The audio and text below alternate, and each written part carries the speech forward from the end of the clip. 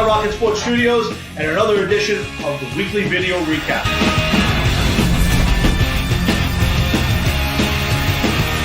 The March 31st show. Hemp Wizard products are proudly used by former New England Patriots linebacker Brandon Spikes, Suicide Silence guitarist Mark Haleman, Canadian actor Jackson Rowe, Mr. Grimm and Noctis the drummers of Walking Corpse Syndrome, guitarist and vocalist Bub Heaston and bassist Ted Wilson of Black Sasquatch, guitarist and vocalist Adam Hines of Fester, Aaron Witzel, guitarist of Cropsy Maniac, Roy Boy, host of the Licking County Metalheads podcast, Crash Fistfight and Maxine Maxwell, host of the Musicians Hangout podcast, Jeff Towlinski, host of the Hard Rock & Sports Show. You too can give your beard the magic touch and treat your skin to the finest. Visit hempwizard.net today and use code 20OFF to save 20% off of your entire order. Get ready! Get ready!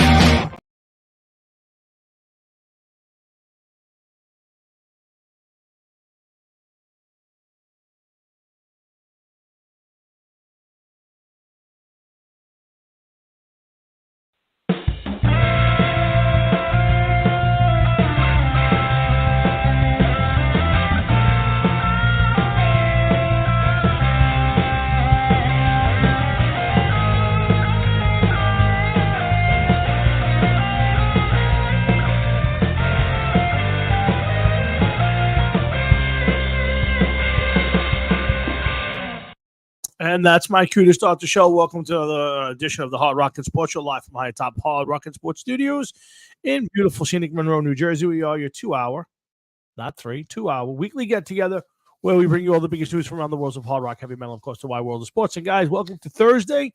That's right, Thursday night, May the 9th in the year of our good Lord 2024.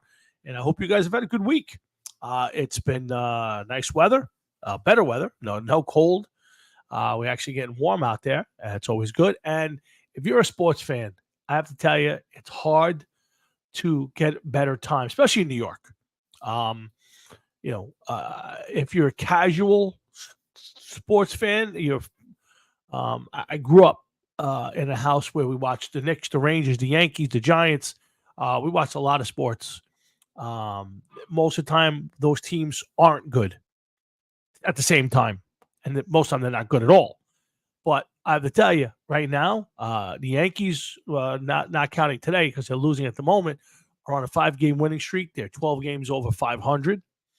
The New York Rangers have started the playoffs 6-0, going for 7-0 tonight against Carolina on the road. And the New York Knicks just keep finding ways to win. They won 2 games at home in the first round, in the second round of the playoffs. They look like the little engine that could. And we'll talk a little bit about all the series. But if you're in New York City, I mean, there's been a game every single day in Madison Square Garden since Sunday. Now, obviously, there's no game tonight. The Rangers are on the road. The Knicks are going on the road. And this probably won't happen again because the Knicks, if they move on, of course, won't be home. They won't have home court advantage. So you probably won't have the same schedule. They won't have the same amount of days in the Garden. The Rangers can, but if you live in New York City or you're a fan of these teams in this area, you gotta love it. It's killing me. I'm up late every night watching Knicks and Rangers. I was up till 11 o'clock every night this week. Knicks, Rangers, the other night, double overtime. These teams are both very good now. The Rangers are really good. This is definitely the best Ranger team I think I've ever watched. And 94, they won the Cup, and they had some great players. But I'm not even sure that team was this good. I'm not sure. It's close. You had some Hall of Famers on that team. But skill level-wise, this team is amazing. And the Knicks are they're fun to watch. It comes out to 3 guys for the most part. But you gotta like Hartenstein and Precious Achiuwa and some of the guys that come off the bench, McBride. This is fun times. We've had many years where there's no playoffs, and there's nothing going on. Now's not that. So if you're a fan here, you got to be enjoying yourself. And if you're James Dolan, the owner of Madison Square Garden, boy, oh boy, you got to love every second of it. So the Mets have been treading water. I got it. But the Yankees, the Rangers, the Knicks, it is fun times here in New York. It is absolutely fun times. And if you're a fan of those teams, which I am, casual to some extent, but a fan nonetheless, it is super good times. So sit back and relax. We're going to talk a little hockey and basketball. It's going to be kind of a weird show tonight. I don't have any major topics for Jeff and I, but we'll get through a good show. And I got the Ranger game up on the screen, so I'll kind of give you some play-by-play, and when they score goals, I'll let you know. But a big game for Carolina. They went to a rookie goaltender, and I don't understand why. The goaltender, Frederick Anderson, has not played badly. He's let up a couple soft goals, but they just can't score on the power play, and they can't stop the Rangers. So I don't know why they changed goalies other than to do this, but who knows? Maybe this guy turns into the second coming of Patrick Roy, and you know how it goes when you bring in rookie pitchers and rookie goaltenders. All of a sudden, they make a name for themselves against your team. So again, sit back and relax. We got a lot to talk about. We're gonna get Jeff on in a sec. My pops is hanging in there, and if you guys got anything you want to throw at us, please do. Otherwise, welcome to the Hard Rock and Sports Show for Thursday, May 9th. Again, there's only one way to start our show. That's by bringing on my buddy and my partner in crime for 40 years, Mr. Jeff. He ain't Jerry Brusco Talwinski. Hold on. What was that? What the fuck? What's up, Hefe? Not much. What's going on? Not much, man. So let's kick the show off the right way as the Rangers drop the puck and get it into the Carolina. And Jeff, how was your week? It was an interesting week. Why? Tell me what was interesting about it. Well, it sucked as usual. Oh, you have to go to work and all that stuff. But there was a couple things that caught my eye this week. Oh, okay. Such as? Well, the main thing, other than that, I realized that the Giants tanked their draft because they're looking towards the 2028 draft to really get some playmakers. Bottom line is the Knicks. I don't care. I heard what you said about the Rangers. I heard what you said all over about that the teams, the Yankee teams and the Knicks teams and the Ranger teams. But I got to tell you something.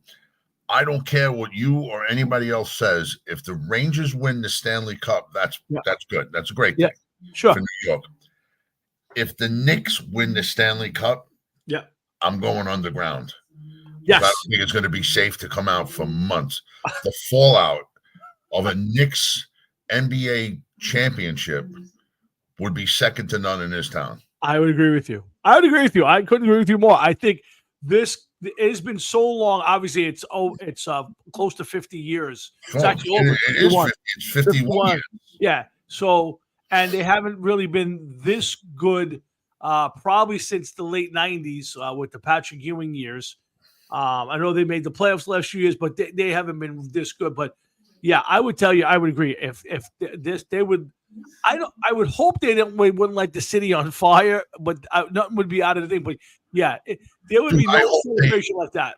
I hope they burn it to the ground if they win. And oh my God, it would be an incredible moment in New York sports. Well, we're going to get a little into it. I want to talk about parallels. Everybody on TV is all talking about 1994, the last time both teams were this good. OJ being in the news prominently in the same time frame. Well, he was in the news again this year. Yep. Yeah. He had his final act. Yep. And some people say that his final act coincided with the run for both teams. And if does history hold true in the Rangers, who are, again, President Trophy winners, like they were in 94, win the Cup, and the Knicks fall just short. And again, the Knicks aren't expected to win the NBA title. What's up, Michael? The Knicks aren't expected to win the title. What's up, Mike? How are you? They are, to me, out distancing their what they should have done this year. So yes, but here's the thing that you're missing. I was waiting to see if you'd say it. And you haven't, but I don't think that you either you didn't get to it yet or you didn't realize it. One, the Rangers, since the last time that they went to the Stanley Cup, have been to the Stanley Cup Finals. Yes, 2015. That's correct. And have had some playoff success. Correct. Okay. And have had some success in general. Yes. There was a while there where the Knicks couldn't buy air. Oh, listen, I couldn't agree with you more. And now here they are in the second round with a 2-0 lead on the Pacers. Now, I don't know if they're not playing tonight, evidently. That's the Rangers that are playing tonight. Rangers tonight, yeah. Knicks are off till tomorrow, I believe. Yeah, they're playing tomorrow in Indianapolis. The Knicks could wrap this up by the weekend. Yeah, I don't expect them to, but sure, yeah. By Sunday, this could be that could be over, and they could be looking for the winner of Boston and Cleveland. Cleveland, yeah. Which Boston won that division, right? Boston won that division. That's correct. And next one are behind. Well, like 6.5, 7.5 games. Yeah, something like that. They finished second. Again, I don't think that they were necessarily a top 5 team in the league. They are proving to be a tough out. I think they're going to ultimately come up a little short because they've only got 3 real good offensive stars, and they're probably a player or 2 away. But there's a good Knicks team, and they're fun to watch. And both New York teams, if they're lucky enough, could get to their conference finals and face a team from Boston. The Rangers could play the Bruins, and the Knicks could play the Celtics. So that's always a fun thing. Celtics, Boston, and New York. So that's always fun. But I don't offhand. I don't know what the Mets are doing. I know they're around 500. Yeah, they're a little below right now. But you have the Knicks and the Rangers in the playoffs. Correct. Okay, you got the Yankees. I know that they were doing pretty good. I believe they're 12. They're 12 games over 500. Before today, they're losing right now. They've won 5 straight, and they're 12 games over 500 at the moment. But aren't they like they're first or second place in their division, right? Second place currently right behind Baltimore. Yeah. Okay, so they're doing pretty good for themselves. I'd imagine they're in a wild card spot. You got the the Jets and the Giants that are poised to take a step forward.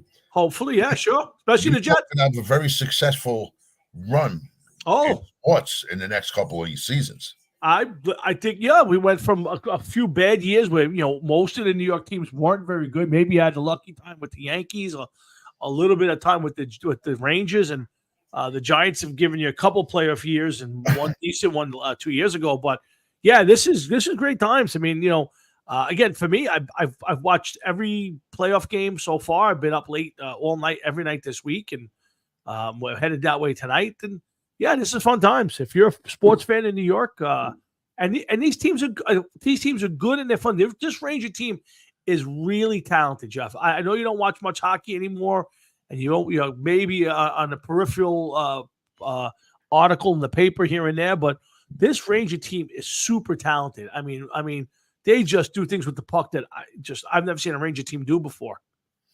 Well, I heard what you said earlier when you said about the 94 team, which is basically just Edmonton Light at that point in time. Pretty much, yeah.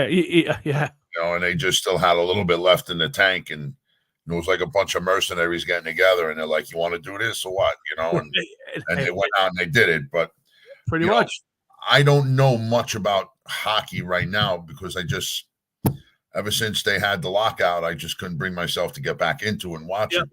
But I am keeping an eye on what the Knicks and the Rangers are doing, right, through the papers, and when in the mornings when I'm watching news before I get ready for work, keeping an eye on it and watching it. But it would be nice to see one of those teams. If I had to pick one, I would definitely say I would love to watch the Knicks do it, man.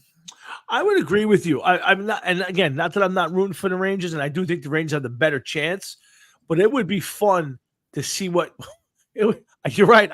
You'd have to batten down the hatches, but it'd be fun. One thing about you'd have to lock the door and go out with the crowd. Yeah, because it's.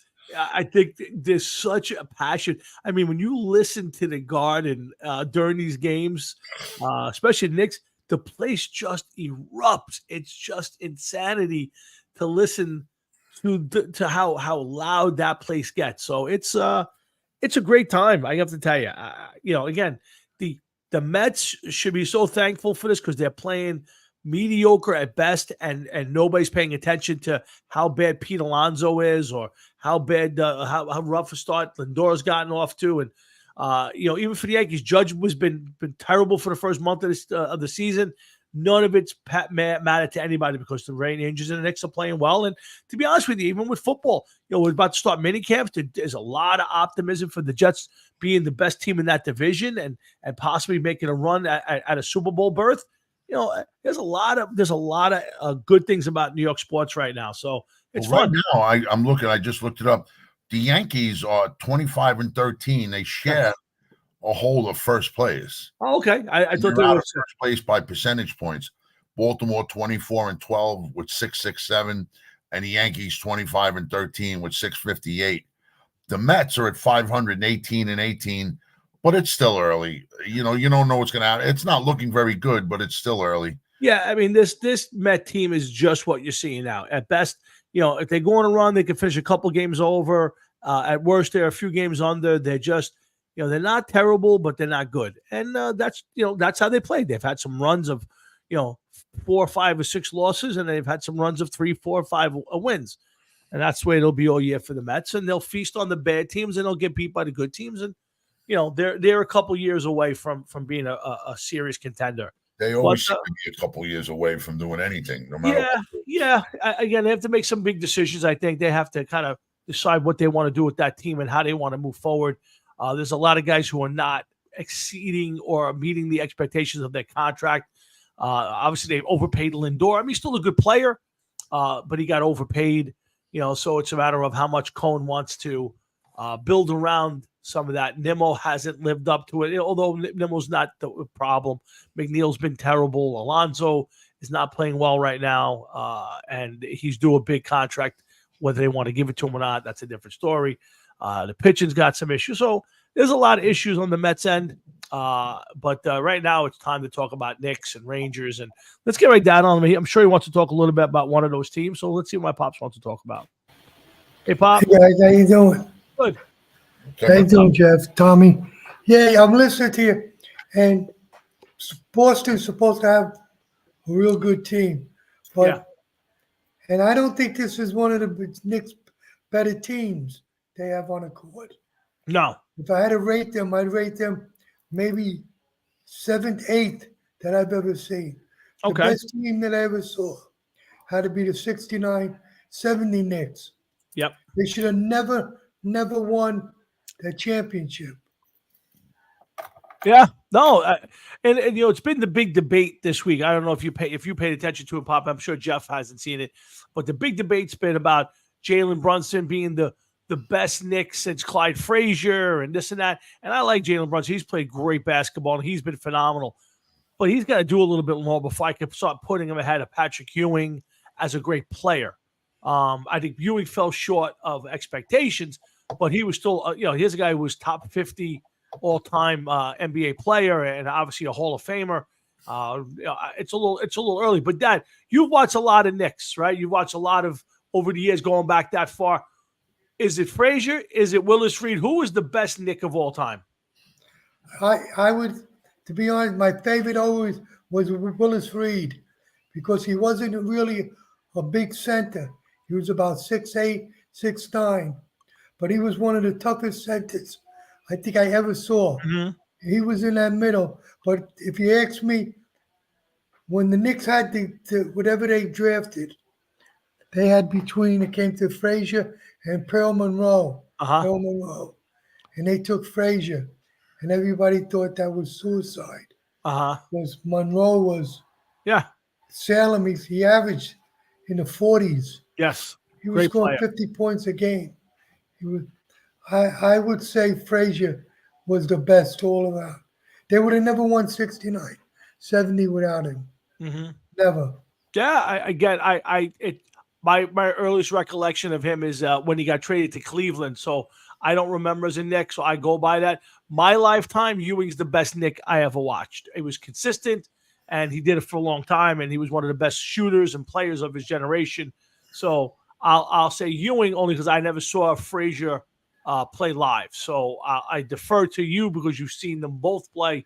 But Jalen Brunson's been playing great. I mean, you got to love the way this team plays. They play This is his defense. first year. Yeah. I don't like to see people judge people the first year. You got to wait a few years. Let the league see how he plays and what they can do. But he's going to get banged around. Yeah. Not that he's not getting it now. So, But it seems like they get banged up a little bit, but somebody else is stepping forward. Oh, yeah. There's just something that this team is playing a little on the special side. It may be early to say that. I think, Jeff, they got a shot at going all the way. I believe that. I've seen, listen, when the Knicks beat the 69-70 LA Lakers, that was one of the best teams I've ever seen. They had one of the Chamberlain, Jerry West, Elgin Baylor, Pat Riley, and Gail Goodrich. And they should have won that in 5 games. And the Knicks were winning with guys forwards were playing. But that Knicks team wasn't, you think about it, Willis Reed, Frazier, Bradley, DeBusschere, that's the starting crew. And then you get to the guys who came off the bench. Those were looking back. I mean, it's not as talented maybe as the Laker teams because they had West and Chamberlain and Baylor. I mean, 3 of the greats. But that Knicks team was no slouch. I mean, no, they didn't. But you got to remember, Willis Reed really didn't play 3 games. The 5th, 6th, and the 7th. And the 6th game, they got blown out. Right. Because nobody played center. Then they had 3 guys guarding Chamberlain. Mm-hmm. It was the Knicks had a good team. Then they really had no bench. They had Phil Jackson, who, to be honest with you, sucked. It was all elbows. He was elbows and ugliness.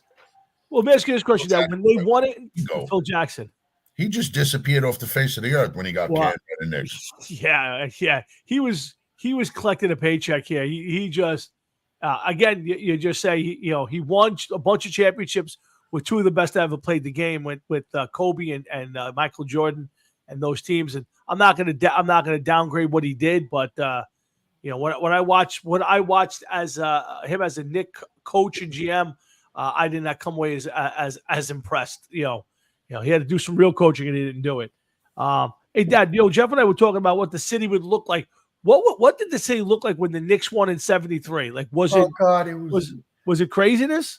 If you saw when '94, before the Rangers won the Stanley Cup, the first thing the coach, I forgot the Philly coach. For the Rangers? Mike Keenan? He used to be Philly, then he came over. Mike Keenan. First thing he did was he took out the tapes of the parade. Just to show them what it was like. It was snowing out there. They closed the whole downtown off. It was because it was the first time in 40-something years. I have to tell you when I say I don't think there'd ever be a bigger championship in the city right now.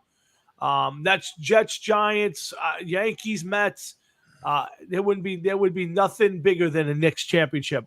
This city would absolutely explode. Knicks but I think the Knicks are more favorite than. Well, hockey's just not as big. I mean, they'll get a big turnout for the Rangers, no doubt.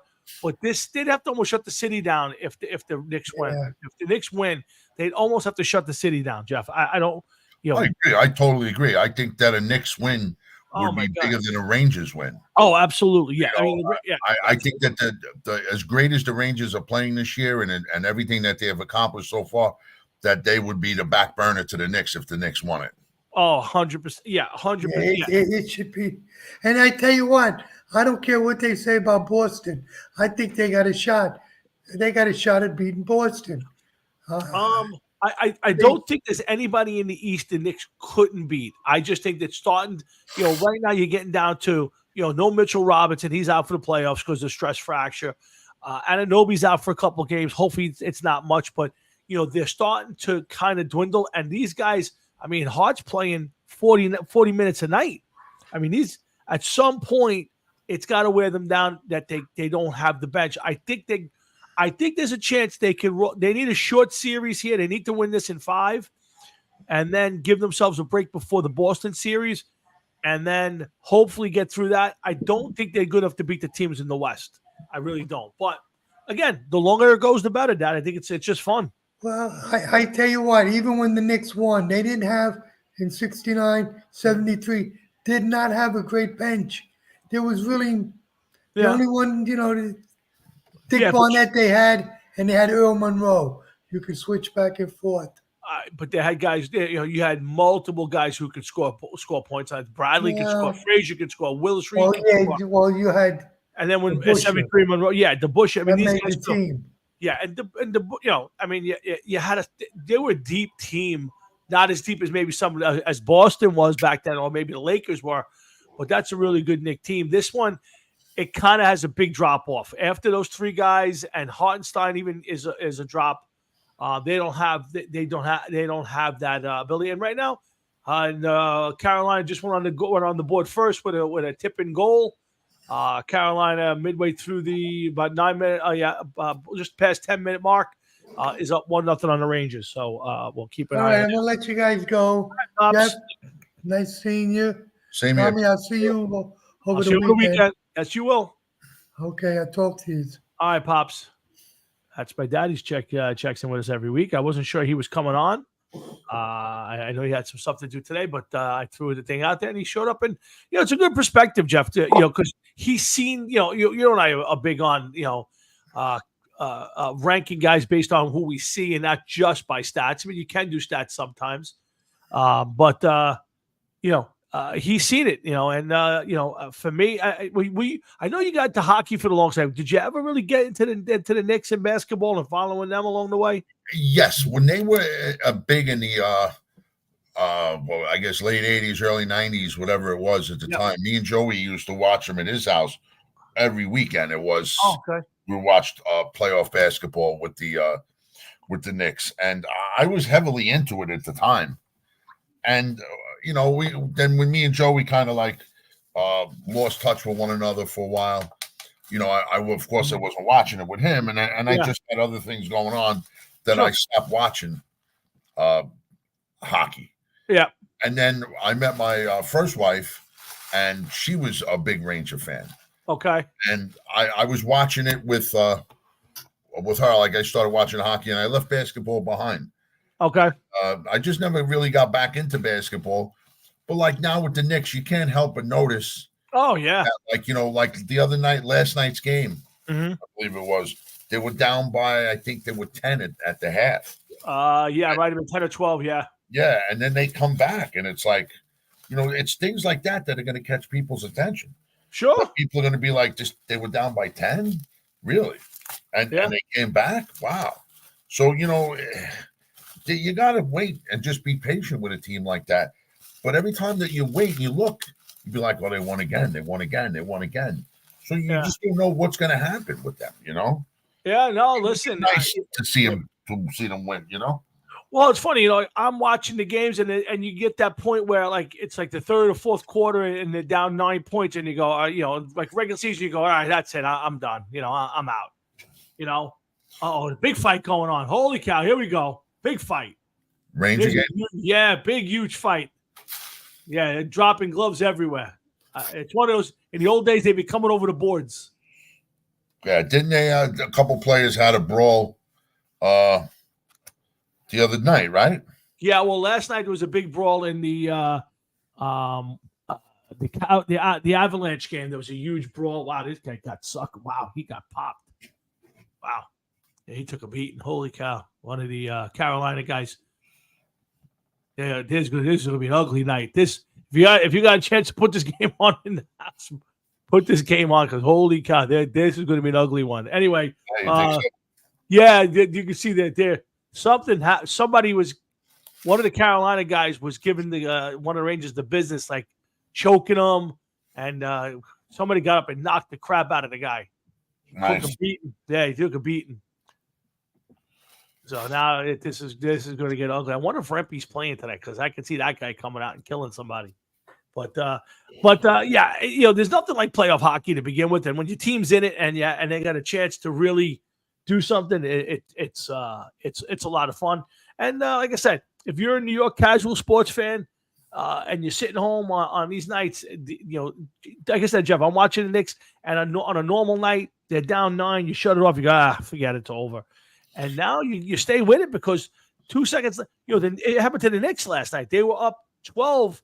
I changed the channel to check the Yankee score. I came back, they were down 3, and it was like minutes. I was like, holy cow! But the way they shoot 3-pointers in this league, forget it. You change ends 3 times in a matter of seconds. Mm-hmm. Oh, but it's a lot of fun, and I would say we'd almost have to go back to the old COVID days when we do like an afternoon show while they were celebrating the Knicks victory. Remember that? And just sit here and have it on like the TV and like watch like the Maniacs, will they be like Detroit, one of those cities, to start burning cars?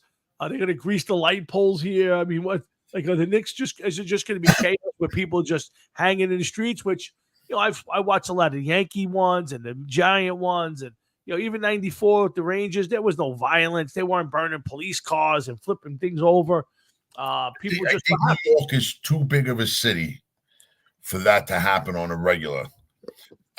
And New York is right now at this point in time, God only knows what will happen up in the city if there's a ticket tape parade of any kind. Yeah, Who may be protesting and who the fuck knows? It's harmful to the paper that they're throwing. Who the fuck knows? Yeah, but the one thing that I'll know is that, or that I'll say is that New Yorkers, I think, appreciate their teams and don't have that animal instinct unless that team is the New York Knicks. And I think you see a completely different element come out of the woodwork for this.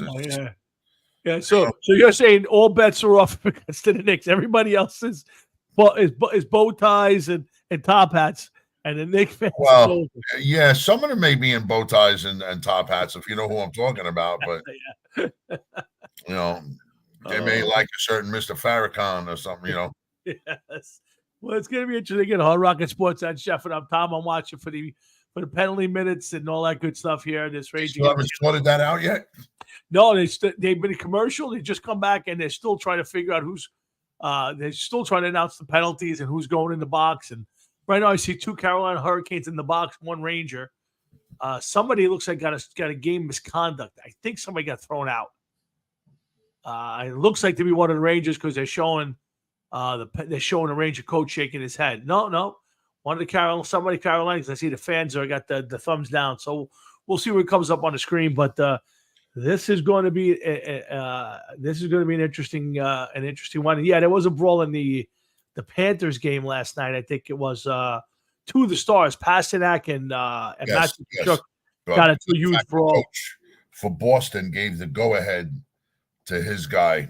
Said that he was really? At the bench, and the guy just nodded like, go get him, do what you got to do. Which I think telling your star to go out there and fight. It might not be the smartest thing in the whole world.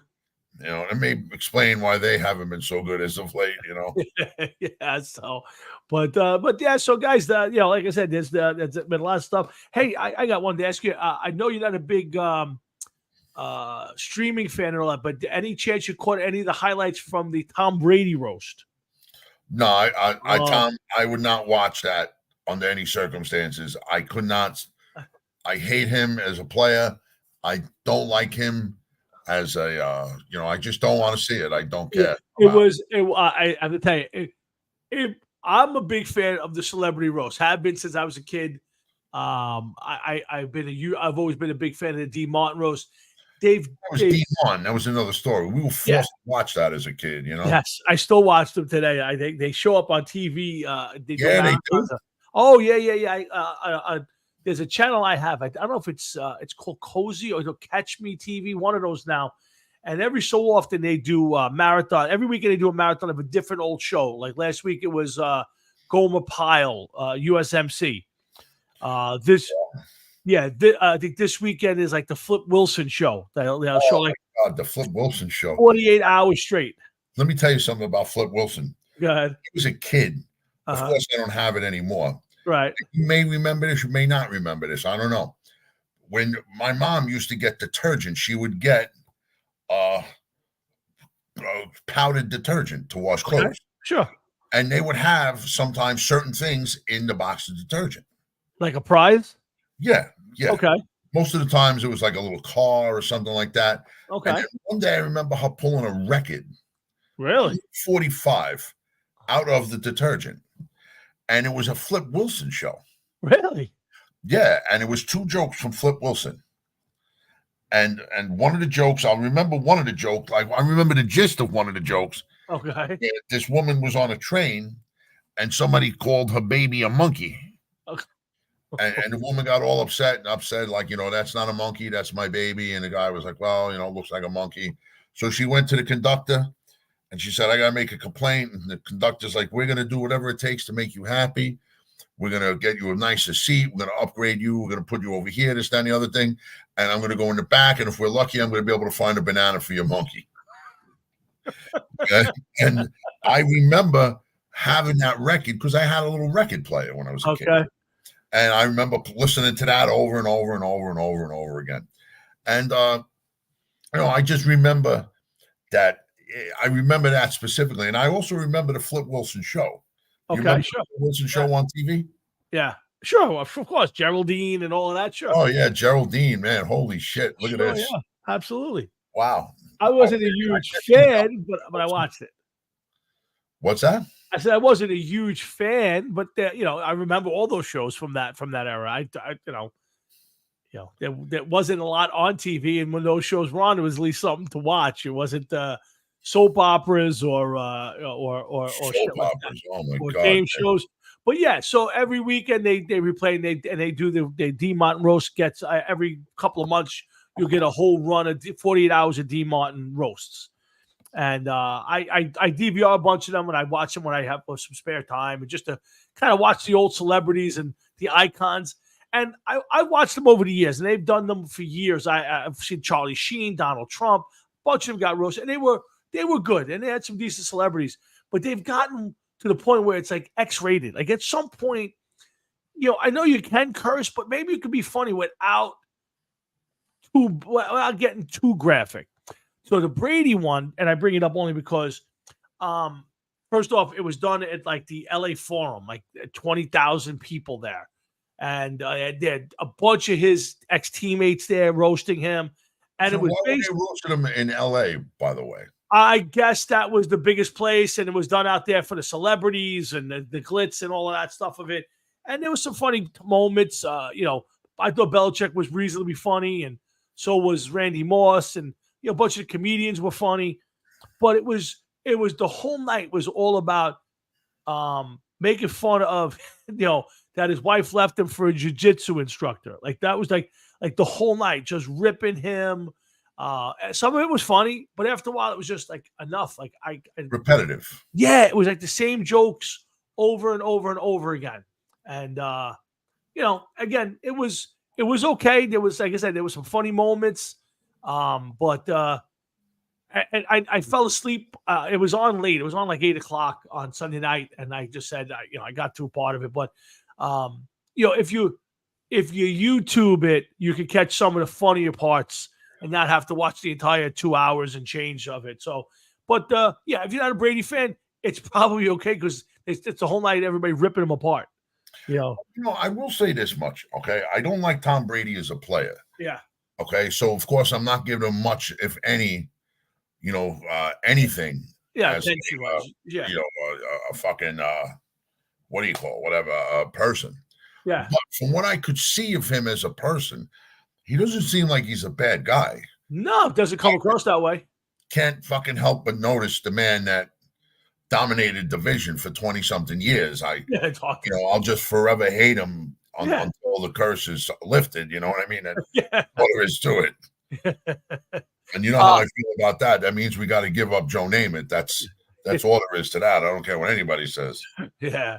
There was one funny line I give credit was Randy Moss had a funny line. He was talking about, he never won a Super Bowl and he gets there, they have this great team and then they don't win. And he said, not for nothing, but if you were going to cheat, couldn't you have done it while I was there so we can get a Super Bowl? So he had a funny line. Belichick had a couple funny lines. Drew Bledsoe was on way too long, but he had a couple funny lines. Belichick interacted with Brady. Yeah. He roasted. He was up there. He's actually been doing a lot of TV. He did. He was on with the draft. One of the stations had him on as an analyst, and the Pat McAfee show. I think he's a regular on the Pat McAfee show now.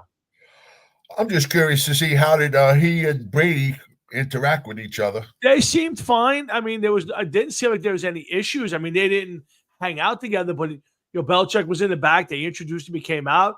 He did whatever it was, 7 or 8 minutes, and then he went and sat down. If they hung out, were friendly or not, I have no idea. But they were ripping each other and making fun of each other. So I would imagine it couldn't be that bad if Belichick went out and was going to be there. Imagine two guys that don't like one another openly ripping one another, and now all of a sudden it gets to the point where somebody touched a nerve. Yeah, they were ripping. And what are you going to do? The next guy can't go back on and retaliate. They were told you can't say this, can't say that. Who knows? Yeah, and it seems like Brady's dating Kim Kardashian, and she was there, and she was getting ripped apart. And Brady's dating Kim Kardashian? That's what they were saying. That's the rumor, is they're dating. So that first of all, she's was a few years back. She was a very pretty girl. I felt as though it's hard to say that she's not. I don't care what anybody says. And then she ruined herself with a lot of cosmetic surgery and with that twit that she was with. Yep. I don't care what anybody says. That guy's a fucking moron. Yeah, he's a maniac. There's something seriously wrong with that. Well, him and Diddy and all those guys, they're all coming out now as complete maniacs. Diddy is a maniac on another level, evidently, of course, from what we're getting information we're getting now. But Kanye West is just a fucking idiot, making it the outfits his wife wears. Mm-hmm. I don't understand that at all. I really don't. Yeah, I don't. I try not to pay attention to anything that's happening. Yeah, my wife wouldn't wear that stuff at home alone. Yeah, it seems like Diddy's turning into Jeffrey Epstein at this point. What is? I don't pay attention to it at all. Do you know what is going on with that? Supposedly, he was again another one of those guys throwing these crazy parties, and people would come over and do drugs and have sex, and he was videotaping everything, and that supposedly he was been accused of assaulting women and paying them off and doing all sorts of crazy shit. Just completely freaky shit. And they raided his house. The FBI went in there and raided his house and took a bunch of cameras and videos and this, that, and the other thing. And I haven't heard anything about it since. And knowing the fact that he's got money and this and that, anything's possible that he buys it into the fact he just pleads it and it goes away quietly. I really don't know, but or he threw enough money their way that it's just like, oh, look at that. Somebody misplaced all of that stuff. Well, you also got to remember. So, like with Epstein, like with some of these other guys, they got enough people on tape that next thing the DA's boss is on a videotape someplace, and the next thing two presidents showed up at this guy's house, and all sorts of, even if they weren't doing anything, just the fact that they were at this place where freaky shit was going on, so all of a sudden that stuff is going to start to disappear. So. Yeah. Of course, which is so not out of the question. So of course, that's exactly what happens. Yeah, so it's it's not like the everyday guy who gets caught doing something that's on videotape that's showing up. Jeffrey Epstein's got an island, and all these celebrities are coming there. Next thing you know, that videotape disappears, and the parties at Diddy's house all of a sudden don't magically get erased. And all of a sudden, he's not doing time because he's got videotape on everybody. So he probably does. Yeah, exactly. So that's he probably does. Yeah. Wish I was there. Yeah, I would have been on the wrong end of the tape. You might have been on the catching part. Well, that's what I'm saying. Wrong end of the tape. Exactly. They would have spiked my drink and had their way with me. So, so I haven't seen much about it lately, and it's all just listen. It's all craziness out there right now with all the shit that's going on, and people protesting and have no idea. But I don't want to even get into it, but did you read the No, one? it's not that, Tom. It's not that. It's disgusting. You know what? This is how I feel. I'll give it to you. 1, 2, 3. Go ahead. Israel's going about their business October 7th. Yep. Next thing you know, here comes God knows how many of these fucking cretins come over the border one way or another, assault them, fuck up a bunch of people at a dance festival, decapitate babies, shoot women, do whatever they got to do. And then they go back like nothing happened. And then what do? They fucking hide. They hide under fucking hospitals and schools. Yeah.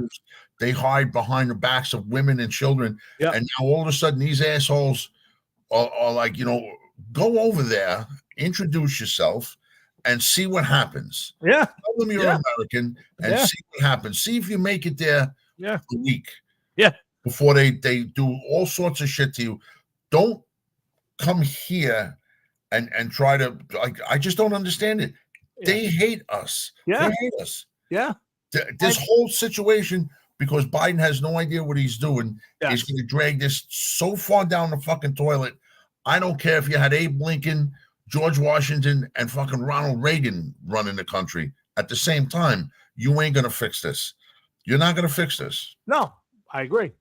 Somebody is going to have to get bombed the fucking to smithereens. Well, what you have to hope for is that Israel basically gives the middle finger to us and says, we don't care what you do, don't do.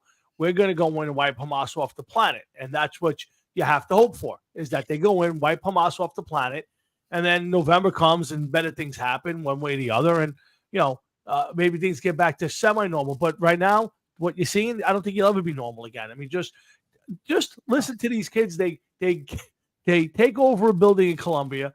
They get arrested, and then they write a letter and say, by the way, we're traumatized because of the police brutality of arresting us. We don't think we should take finals. We think you should cancel them and just give us passing grades. I mean, is this really the generation that we've raised? Honestly, is this really the generation we've raised? It's just listen, I'm not going to give 4 instances here, but I know of solid 4 instances that I have seen that would make it that you would say, like, yeah, you're right, man. Our generation, I don't care what you say, our generation is what helped ruin this country. Oh, absolutely. 100%. Because the people behind us, instead of knocking them the fuck out and pounding the shit out of them, like it happened to us. No, don't hit them. Don't hit them. No, you're right. I agree with you 200%. We can thank us on a lot of levels. Don't get me wrong. We're not the ones actively doing it, but nobody reeled these little motherfuckers in. No. You'll say we were the last of the decent generations at this point because, we have faith and we believe in family and, we're patriotic, but the next the kids that we've raised in general, I don't know if I'll speak directly about our children directly, but in this generation, you watch what's going on out there, and you say we should have been hit with tack hammers because we didn't learn any better. So it's pathetic when you drive the streets and you see these kids walking down the street with these signs and the posters, and you're saying to yourself, do you really pay attention out there? Are you really, but it certainly it is what it is at this point in time. And not much we're gonna do about it. No, that's to me, like I said, at some point you got to gather them all up and either ship them out there or take them up to Alaska and say, here you go. This is now your country. Do what you want with it, and you guys stay up here because you've contaminated. Now the good thing is, I have seen, Jeff, a lot of video and a lot of stuff with these kids on the campuses who are singing the national anthem, who are protecting the flag. So I'll say that I do have a glimmer of hope that there are more of these young kids out there who just didn't have a voice or didn't feel like they needed to, but now are trying to get heard above these fucking morons that we see out there. So it's very scary times because these people are up and coming. And have a piece of something later on, man. Another few years, they're going to be there. These are going to be the people who teach our kids and our politicians for our future. And if it's anything like you're starting to see now in Congress with the squad and some of these morons, you got to go. You know what? I just need to go to an island that none of these people can reach. I don't think that. I mean, maybe I'm wrong. I don't know. I don't think that they have the same reach that they did just a few years ago. I really don't. But I think the whole thing is a mess. Oh, the yeah. whole thing is a mess. 100%. Yeah, listen. Yeah. And at this point in time, I don't think there's anybody here really that can fix this situation right now at this point in time. No, because nobody could bring. There's no again, and I'll say I'm a huge Trump guy, but the problem is there'll be such resistance against him. Even if he came out there with the best plan in the world, half the country isn't going to listen. So I don't know who that guy is who can come out there and get everybody to buy in. You don't want another 9/11 to bring everybody together. So you hope that there's somebody out there. I don't know who it is. Certainly ain't RFK or Biden, but there's nobody that's going to be able to bring everybody together and kind of get rid of some of this madness. It just doesn't. Somebody, I just read an article, a thing. I forget where I even read it, but it was a quote from the wrestler, The Undertaker. Okay. And matter of fact, it was his Wikipedia page. I'm sorry. And they were asking him who he would vote for. He's a big Trump supporter and everything, and that's fine. That's his business. Sure. And they asked him if there was anybody that he would vote for, like afterwards. Right. You know who his pick was? The Rock. Yeah. Yeah, I figured so. Yeah. Wayne Johnson, The Rock, because he said if there's anybody in the world today that has the charisma to bring everybody together, it would be him. Yeah, I think he's right. Not that I think he deserves to be president. I don't know what his qualification to run the entire country and be the freedom of the world, but he's right as far as a polarizing personality, people that no matter who you are, I don't know anybody who would say, I hate The Rock. I don't think I've ever heard that. You might not be the biggest fan of the guy, but I don't think there's anybody there who actually hates the guy. He doesn't come across as an arrogant asshole.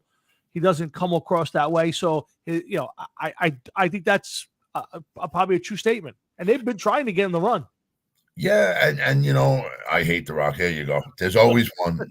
There's always one. He's probably been lurking, waiting for his moment. No, the Rangers just went to first intermission, so Frankie popped us on. So he's been watching the Rangers. Oh yeah, that's right. He's a hockey fan. Yes. He knows. Yeah, but yeah, I mean, listen. At this point, my mom said to me the other day, she's like, not for nothing, but is this the best we could do? These two guys. I said, you know what? You're right. This probably isn't the best thing to do. But if this is the only two choices, this is the first election in our times. I think this has happened before though, but this is in our times, where in modern times, where you've had two guys who've already been president. Normally, one guy's president and the next guy wants to be president, and he's telling you what he might be able to do and what he could do and what he should do. You actually have two guys who have been president to make that decision. So you can go back and say, okay, were we better 4 years ago, or we better the last 4 years? That's the beauty of this election. I'm not saying that both candidates are the proper choice, the right choice, the only choices. I'm just saying is if come November these two guys are still standing, at least you can go back and say, hey, there's no gray area. I know one guy, I know the other guy, and I know what I'm getting if I vote for him. So I think that's the one positive, if there is a positive in this scheme. Yeah, there is no positive in all of this, and I got to be honest with you, Tom. I hear what you're saying, and I understand what you're saying, and I could agree with it to an extent, but I just don't want to get into this because there's so many different counters that I could see from everything from how much did COVID affect all of this to how much is age affecting both of them, how much will age going forward affect both of them, that I don't think it's right to the American people that people that are in their 80s and close to 80 can even be in this fucking position. I just don't think it's fair to us. Dude, I agree with you. The problem is this is, and again, that's not the problem. This is what the American people have chosen. I mean, I believe that as much as I believe that the Giants are going to fucking be a contender this year. So you're telling me you think that Trump is the nominee because somebody rigged it for him? I don't think people rigged it for him. I don't think people rigged it for him, and I don't think that people rigged it for Biden either, because you don't have to be a Democrat. You don't have to be anything to realize that Biden is definitely the wrong choice. Correct. He shouldn't even be in there. Right. Okay. Trump went in there. I think that too many people want to say, well, he wasn't treated fairly. He was wronged. It was this, it was that. And they're pushing him so that he gets into a position that maybe we don't want to see him in at 77 years old. Okay. I just wish that they turned around and they gave us each a younger candidate on both sides, a candidate that's more in touch with the problems that we're having today. Oh, I agree. And yeah, Frankie, Trump needs to get the right vice president. Yeah. But you know what? Look at the one that Biden has and look at where the position he's in. So, even having a fucking complete idiot is, it doesn't really matter. It doesn't really matter. I think the one thing I do like about what's going on with Trump, and a lot of it's not good because of the trials and this and that. I do like to kiss the list of candidates. I hope that him and DeSantis work it out, and DeSantis is the guy. I would not mind Tim Scott. I love Tim Scott. I think he's a great candidate.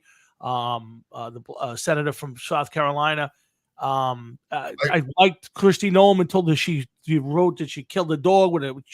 I just have a hard time with that one. So we'll see. Also, too, I got to say, which is I think a lot of bullshit. Okay, as far as the Trump nominees for vice president, who he may take, I think that they're going to try to push him in a certain way that might not be good for us, but more to get votes from other angles. Will it be a black man? Will it be, hey, Lou Pica, how are you? What's up, Gumati? Will it be, like, just think of like a woman.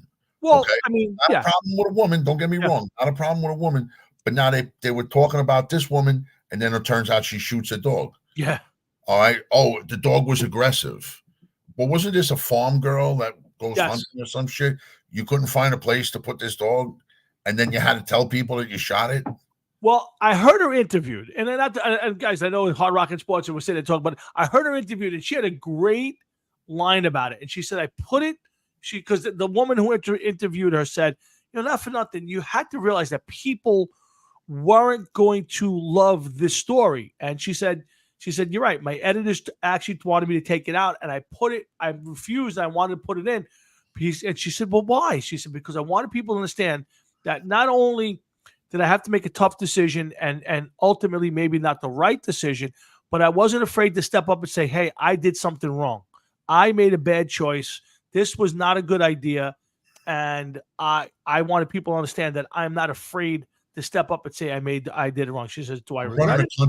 Running a country and shooting a dog because you said it's nasty is about as opposite as saying I'm happy. No, I got it, but it was fucking odd as shit for dinner. No, I got it, but what I liked about it is that at least she said I could have easily not put in the book and hit it. Nobody would ever have known. She says I put it in it because I want people to understand that you make mistakes, you own up to it, and you move on. And again, do I like it? Of course not. There's no reason that I like that, but I at least admired her ability to step up and say, hey, I did it. I was dumb. I made a mistake. I'm taking the abuse for it. And I'm going to right the ship on it. But do I want Kristi Noem? I don't know. I prefer DeSantis. I prefer Tim Scott. I think Tim Scott's a great. Yeah, she did. Yeah. She had a dog. It was a hunting dog. Yeah. The dog was eating, was killing goats, was aggressive with people, going after her livestock and shit. Yeah. So she said the dog was just unfixable. She took it down to a gravel pit and shot it and killed it. But I obviously am a big dog person. I think it's disgusting. But in all fairness, that's a completely different way of life. Okay? Yeah. These people that live as farmers, out in the wilderness and everything else, that rely on animals. Like I have a pet dog. My dog's on the bed sleeping over there. Yeah.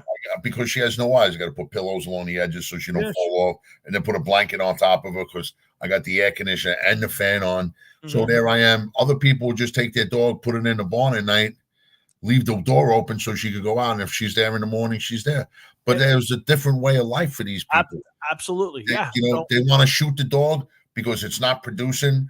It costs them money. It's not something that we understand. Absolutely not. People could have 20 dogs on their fucking ranch because that's the way that they live. I got one to watch the sheep, one goes after the horses, all sorts of stupid shit like that. Yeah. So for them, it's a tool. It's not a pet. It's a tool. Exactly. And you don't have to agree with it. I don't agree with it. Sure, Ask Mike Vick if he agrees with it. I bet I agree with that shit, man.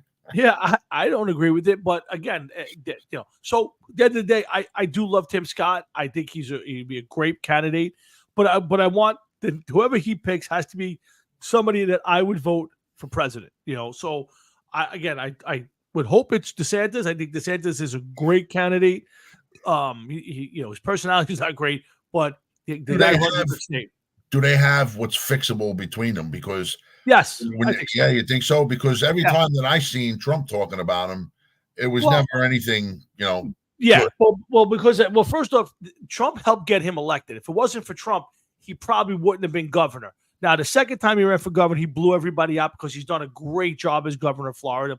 He did a great job during COVID. He's done an amazing job as governor, so he won. So Trump didn't want him to run. Trump wanted him to sit on the sideline and be his vice president or wait for Trump to do his 4 years.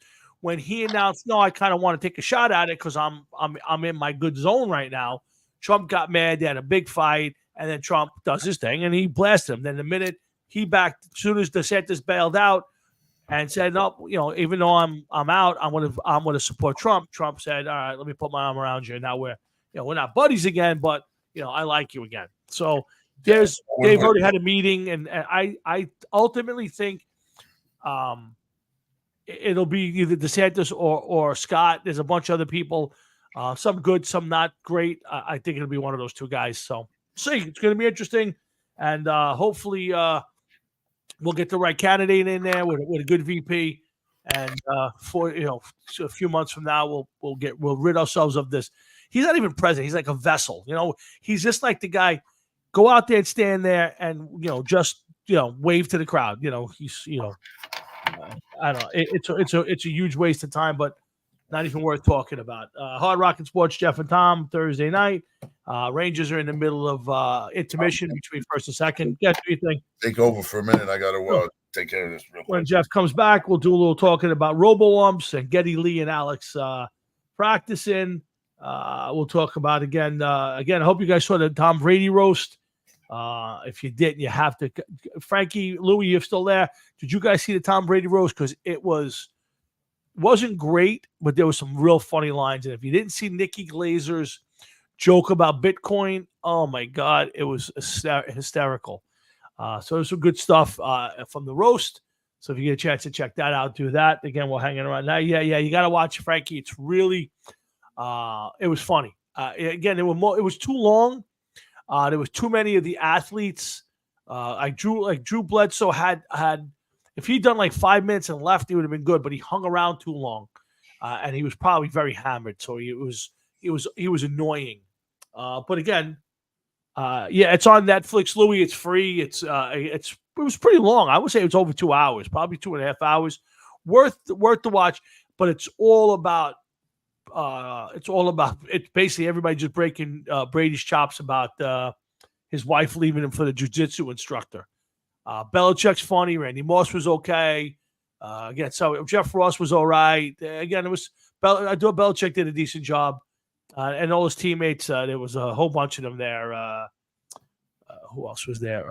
Julian Edelman. There was a bunch of those guys. So it's worth it. It's worth it on a Saturday or Sunday. You got a couple minutes to kill. Take a look at that when you get a chance. It was actually pretty good.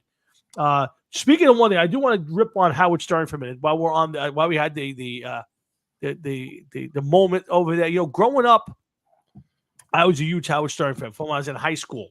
When I got out of high school and I went right to work at 17, I used to carry a radio with me to work, literally a boombox, a little radio, nice radio. And I would walk around the job site, whatever they had me doing, and I would be listening to Imus in the morning and then Soupy Sales from 10 to 1, and then Stern would be on at 1 o'clock in the afternoon.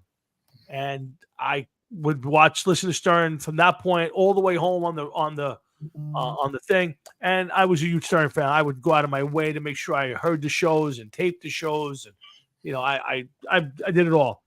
You see I hated his shows, man.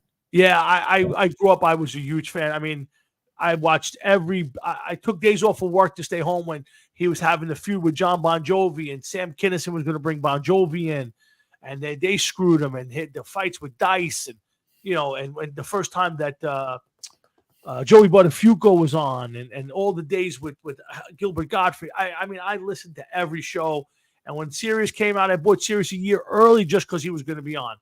But to listen to Howard Stern now and the way he interviewed Joe Biden, he was talking to Joe Biden like, "You're such a great father. You're such a great father to our country." I'm like, "Your son's a crack-addled lunatic. What kind of father are you talking about? This guy's a maniac." But to see what he's wound up, it really makes me sad that I wasted. I feel like I wasted time because I know you're not a fan, Jeff, but growing up, he'd be the guy who like, "Oh, John Grant, he was a radio announcer. He was another DJ on one of the WOR radio, and he would say, 'Oh, he's a fraud,' and he kowtows to the celebrities, and I'm his kissing ass." And to see Howard Stern today interview people like that and do stuff like that, it's sad. And it makes me feel like I wasted my time. And if there are Stern fans still out there, like me, I'm sure most. I stopped listening in 2017. I have not listened. I occasionally go back and find like old shows on YouTube and listen to those. But you know what? People change. Yeah, right? People change, and he changed his ways, whatever it might have been. I was never really a big fan. I was more of a fan of his shows when he was on the E channel. Okay. Because it would be a short half hour, yep. Best of here and there, than his radio shows, because I had a car with an AM radio, and every time I was in the motherfucker, he was on.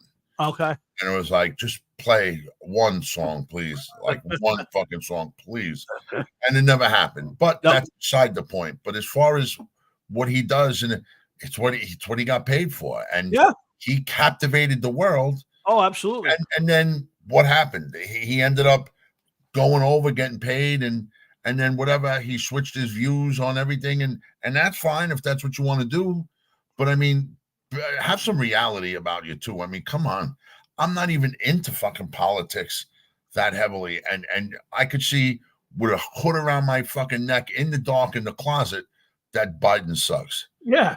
When they talk to him, he looks like he's fumbling around. Like they're probably like, "Oh shit, there's nobody near him. There's nobody near him. He's going to do something." Like, well, now they surround him with people. He's not allowed to walk without having people surrounded, so people don't see that he can barely walk anymore. He's not allowed to do interviews that aren't pre-scripted already. But Jeff, even if you're woke and you're Howard Stern, at some point you got to ask Biden the tough questions, like, "Hey, what is your stance on Israel? You're not. How do you feel about? Do you feel like you've let the people down about the border? I mean." You have to, to sit there and go, "I heard you were some wide receiver back in college. You in high school, you were a hell of a player, I heard." I mean, do we really want to talk about Biden? I mean, you're Howard Stern. You're supposed to be this great interviewer, and you're asking Biden about playing wide receiver in high school. I mean, it was disgusting. I didn't watch it. I caught. Don't you understand? That's one of the things that was probably a safe subject.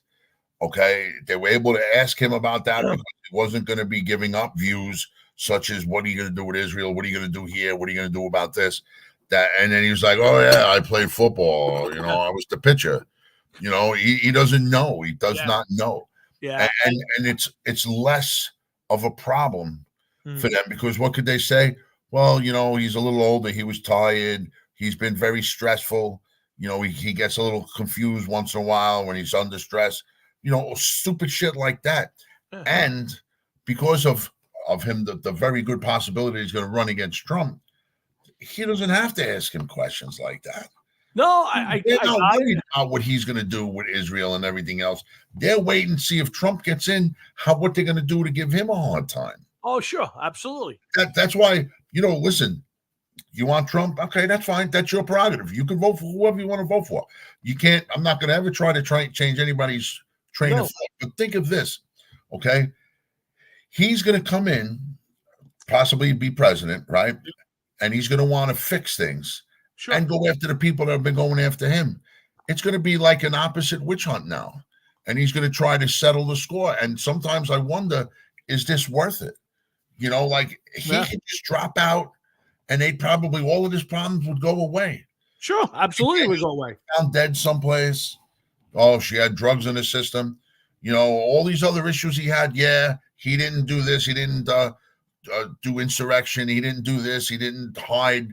Of course, yeah. And they'll be like, just go down to Florida and stay the fuck down there. Come up to New York for the holidays and then get the fuck back down there. That's it. Yeah, and then everything will be fine. Couldn't agree with you more. The whole point is that he's too stupid to do that, and he wants to forge onward. So they're going to make his life. They're going to break his balls nonstop. Oh, they did for 4 years. He was president. They're doing it now, and I get it. Listen, and I'll give the guy credit. He's saying, a lot of people with his wealth, with his life, could easily have just said screw it and walked away, and you wouldn't blame them. He's been president. He proved that he could do it. I thought he did a really good job as president. So his legacy was okay. Peace for the rest of his life. No, you're absolutely right. Yes, Whereas if he was to, it ain't going to stop because it's 2028. You know what I mean? Yeah. He may be dead by that point, but yeah, I agree with you. Well, listen, we don't know who's going to be around by that point. I hear that, but you just don't know. One thing I do know is that they're just never going to stop until either they find something and get him, or he dies, like you said. Yeah. I would just turn around and be like, this just simply isn't worth it. I'm 77 years old. I don't want to be dressed up in a suit all day long for the rest of my life going to fucking court, Yeah. No, listen, I agree with you. Whatever reason he wants to, it's fine with me. Again, I've said it from the beginning. I would have liked to have voted for somebody else, maybe DeSantis or Tim Scott. I'd have that opportunity. If I go into the booth in November and there's two choices, I know which one I'm going to pull. Again, we all probably wish there were different candidates for both sides. Unfortunately, we're not going to have it. So everybody's got to do what they have to do. Vote, don't vote. Vote for, you can go for Jill Stein or RFK if they're on the ballot, or write their names in. Write Mickey Mouse's name in. I say, as long as you vote, you're doing your due diligence as a citizen. Do what you got to do. It's not so much that you're doing your due diligence as a citizen, Tom. What you're doing is don't complain. Don't complain about anything if you didn't go there and vote. And like you just said, you want to write in somebody's name, that's fine. Yep. Write in somebody's name. Sure. That's perfect. That's fine. That's fine. Absolutely. That's fine. But don't bitch and complain the day after Election Day if you didn't go vote. That's 100% right. I couldn't agree more. Frankie, you know what? He does have too big an ego, and I agree with that. But that's also what makes him want to be the best president. He wants to be known as the best president of all time. It's not possible. I don't know if there is such a thing as the best president of all time. Everybody's got their good and their bad. Everybody had some good parts and some bad parts. Jimmy Carter was horrendous. Biden's been horrendous. Bill Clinton had some good years and some bad years. But he legitimately wants to be great. And that's why I voted from the first time. And I think that's why I voted from this time. Well, I'll vote from this time because his ego won't let him do a bad job, or at least try not to do a bad job. So that's just my that ego. Maybe that all may be so, Tom, but that ego is also too big for other aspects of the job. Well, of course. Listen, Frank, you can write my name in. I got a spot for you in my cabinet. There you go. But so listen, it's a long way off. I give Trump credit for most people would probably be bailing out and running for the hills, like Jeff said.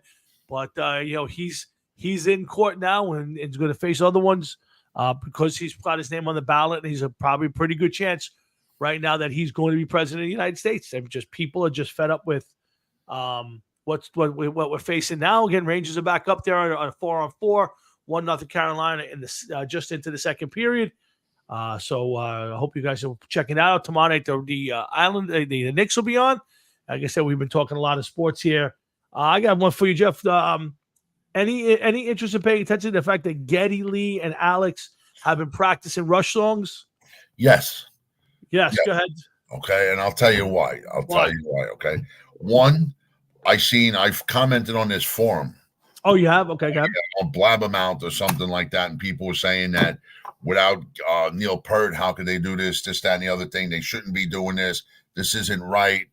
This other shit. You know what I say? I said, I can't remember the exact quote what I wrote, but I was like, if any band in the world could decide what they want to do when they want to do it, it should be a band like Rush. I would agree with you. Yep. What is wrong with them wanting to get together and playing their music? They didn't have a fight with Neil Peart, and Neil Peart disappeared and said that I'm never going to deal with you guys again. He must have been sick for a while, and they all knew it. Yep. And he just said that he couldn't do it no more, didn't want to do it anymore, and he backed out. Okay, that I can understand that to an extent. That's fine. Let them play. Let them do what they want, and that's that. Let them go. If they want to go out as Rush, call it Rush. It's better than what they're doing with Pantera. Yeah, 100%. And a lot of other bands. Sure. There was only 3 guys. Over 50% of them are still there. Yeah, Leave that's them true. alone. Okay, they didn't have the chance to go out on a farewell tour. Mr. Big is doing it now. Nobody's complaining about Mr. Big doing it. They just put out. Scorpions have been out on a farewell tour for 15 years. Well, I'm talking. Yes, you're right. But with Mr. Big, I'm talking about this. Their original drummer died. Yes. Pat Torpey, I believe his name was. Yep, but yet here they are. They're still out playing and everything else. But they're getting ready to close it up. And they just released their last album, their 10th album, whatever it is. Yeah. Fuck it. Leave them. Let them go. Let them I go. agree. I agree with you. Have them. Look at Ozzy. He's just a few years removed from the last tour he did. The guy looks like he got hit by a fucking bus. Leave him alone. Let them go out. This is what they do. They're not supposed to go out and have fun. Yeah, no, listen. Come on. I agree with you. Listen, I believe that they should go out there and do what they want to do. I think that it's they did. You're right. I think that they didn't have full closure. I don't think they wanted to stop when they did. They did out of respect for Neil because he was sick.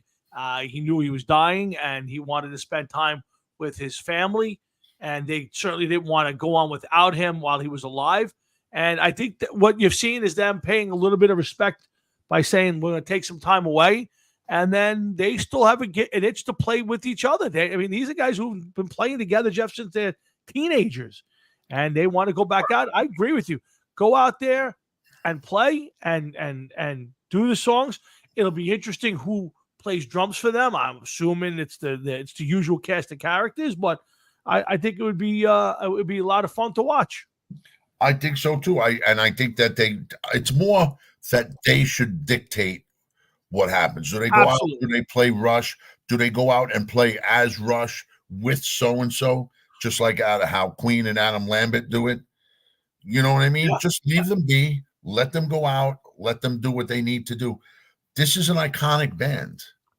Oh, absolutely. Yes. Just let them go. Just let them do what they got. Now, the one thing I would say is I would almost hope that they don't put new music out. And I'll tell you why. I could agree with that. And I could probably agree with everything you're about to say, but please. Because Neil Peart wrote his words are synonymous and irreplaceable.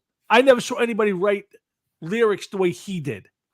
And I think, to me, it would never be the same without his lyrics for that band and any new music they did. All right, listen, very good, very possible. How about, let me ask you this. Let's say that they get a new drummer. Whoever he is, not important, okay? Yeah. Yep. If they get a new drummer, would you be opposed to Rush putting out an album of instrumentals? Oh, interesting. Interesting. I would never be opposed to them doing anything. And no, listen, I would say I wouldn't be opposed to putting out any music, even if it had lyrics to it. I just hope they wouldn't, because I don't think it would ever be the same. It would never be the intellectual music that they had. Think about some of the lyrics from some of those Rush songs. He couldn't. I mean, just out completely out of the world the way he came up with lyrics. So, but yeah, I would probably say I would probably prefer an album of instrumentals, and then or just go out and tour off your old stuff. There's so much great stuff out there. Well, yeah, but I mean, listen, say they put out an album. Say they get, maybe they can't come up with one solid choice for drummer. Maybe they get 3 or 4 drummers. Okay, guys pop in along the way. Okay. What's that? Guys who pop in and out during the way. Some guys play this part. Yeah, maybe they pop in and out during the way, or maybe they just turn around and they make an album. Okay. And they'd be like, this is Rush with Mike Portnoy, Rush with Alex Van Halen, Rush with whoever. Okay. And they just play all of these different instrumentals. And you know, I mean, it's just a thought.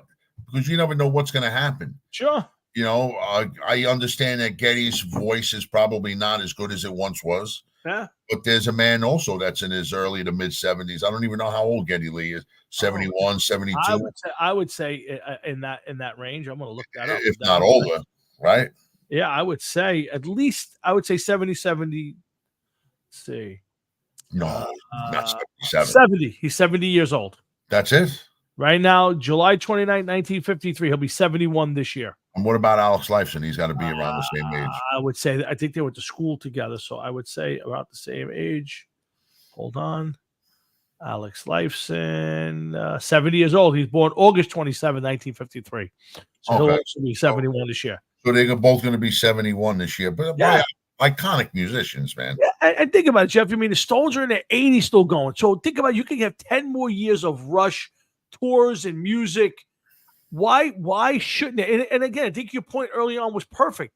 You know, they didn't, he didn't retire and he's sitting around. They didn't break up and say, fuck him, well, let's not do it anymore.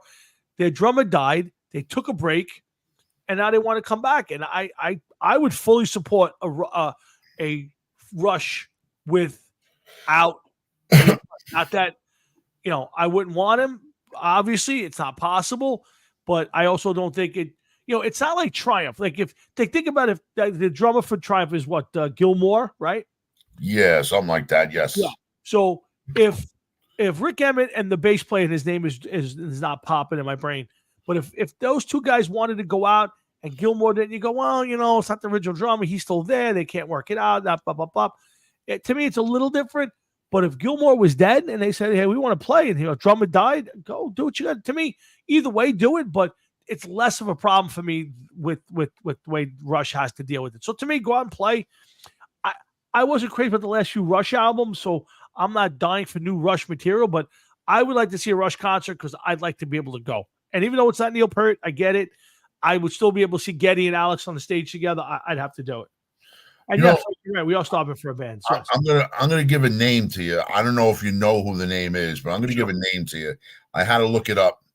Who I think would be I think it would be somebody that should be considered to replace Neil Peart as the drummer for Rush. Do you know the name Carter Anthony Buford? No, I do not know that name. Okay. That is the drummer. Look him up.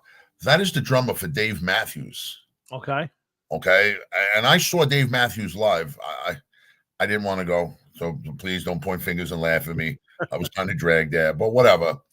The guy's a fucking phenomenal drummer.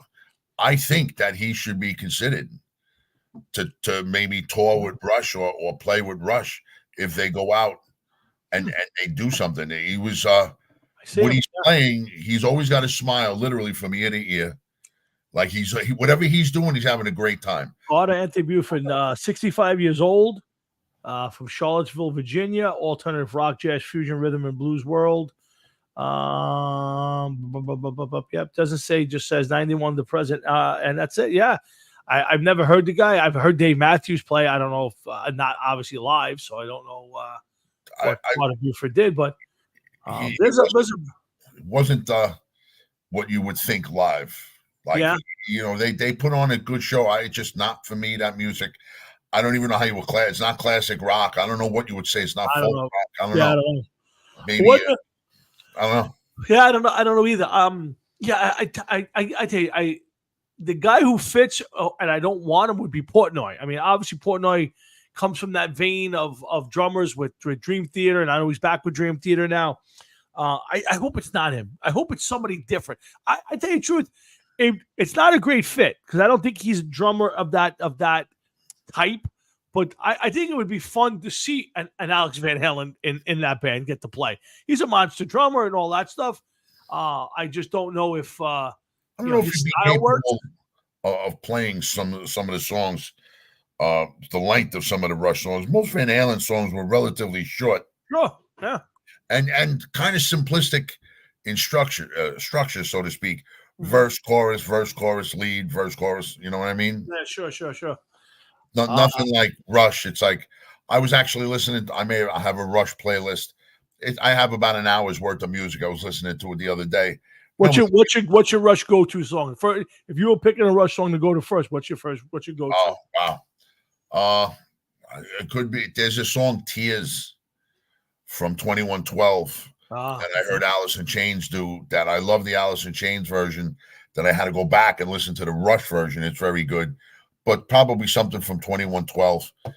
I'm not going to say Tom Sawyer or Free Will, both excellent songs, but some of the other stuff that we never really listened to. We weren't really huge Rush fans. Yeah. There's some incredible stuff. But I would have to say probably Tears or something off of 2112, something like that. And Frank, I don't even know who the fuck Zach Starkey is. That's Ringo's son.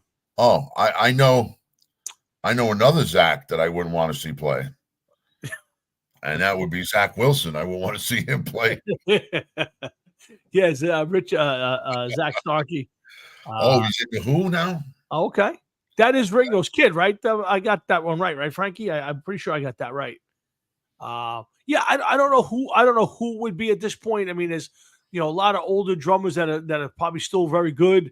I don't know if you can go with a young guy. To me, I think you're the guy you mentioned, Jeff, is a possibility because you'd like to see somebody in their age bracket. But I mean, I don't know how many 70-year-old drummers can keep up with. Yes, Ringo's son. Thank you. I'm curious. Isn't Ringo himself like in his mid 80s by now? Yeah, he's 82. Him and McCartney are right in the early 80s. Yeah, they're getting there. Yeah, I promised I told my wife next time McCartney comes around, I'm sure it'll be at least one more time. We got to go. I saw Elton John on his last tour. I've never seen McCartney. I'm a huge fan of Paul McCartney. As far as I think he's the greatest musician of our generation and probably our parents' generation. But that's just my opinion. The guy's done it all on many levels and all that good shit. But so I like to see him. Love to see him live. That would be one of those things I'd like to get on my bucket list. Speaking of going to see somebody live, Billy Joel is down to his last 3 shows at the Garden. Yes. And I don't know if you're aware of this. Go ahead. The prices. Insane. Of going to see him. His last show right now, the prices for his last show, with no taxes, fees, or anything, just a ticket, $500+. Oof. Wow. Goal. Rangers just scored, tied the game up, cried it to the net. Beautiful goal, give and go. Rangers just tied it up midway through the second period, 1-1 in Carolina. What's funny? I had tickets to go see him. My wife got me tickets back in 2017. Wow. And I didn't go. I could not get anybody to go. In fact, I probably think I remember asking you. You weren't interested. I Paul. Nobody wanted to go with me. She didn't want to go, and I wound up giving away the tickets. Oh. Yes, I gave away the tickets. I got to be honest with you. And I'm guilty of this. And this is bad, Jeff. I'm gonna admit it right here to you. I'm a pretty decent Billy Joel fan. I like. I started with Glass Houses. I remember watching the videos on Saturday nights. And he had already had a bunch of albums out. Sure, Glass Houses came out. Yeah, exactly. And but that's where I got introduced to him. 1980. He was Saturday nights. I spent a lot of time at my grandmother's house, and we would watch the Saturday night videos. And it was the big rip videos at that point were Jack and Diane by John Cougar, Eddie Rabbitt, Love a Rainy Night, Juice Newton, Juice Newton, yes, with Queen of Hearts. These were like Saturday night videos that we watched as a breakaway for the Rangers. I think that's Panarin. No one got stopped on the doorstep. That's no, it was Trocheck. Yep. So anyway, no goal there. Let's see if they come back the other way and score. But I was a big Billy Joel fan, have been. But Billy Joel has turned into this douchey guy over the last few years, and he was very outspoken about his hatred for Trump, and it turned me off to him. Now, I still like Billy Joel music. I listen to it. I listen to the Billy Joel channel on Sirius when it's on, but I don't ever want to hear him talk. So going to a concert, I don't know if I could do it. Like, I don't know. I'm delayed, Frankie. Yeah, I guess I seem to be delayed in my house for some reason. Like just like the draft night. So anyway, listen, you know, one thing I'll say that I'm kind of proud of you. That's what.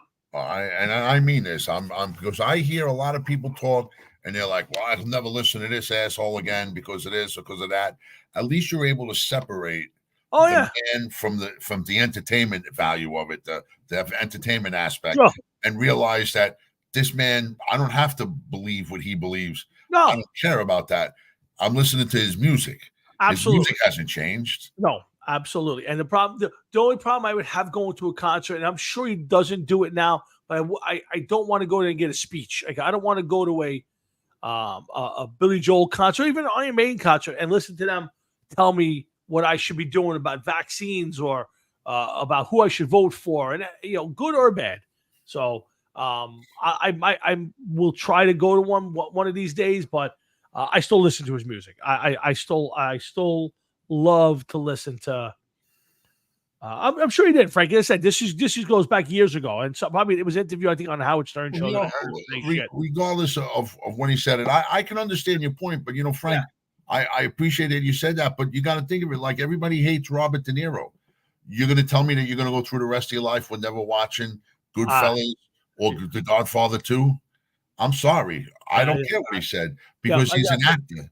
Yep. Just like how he played those parts, you don't know.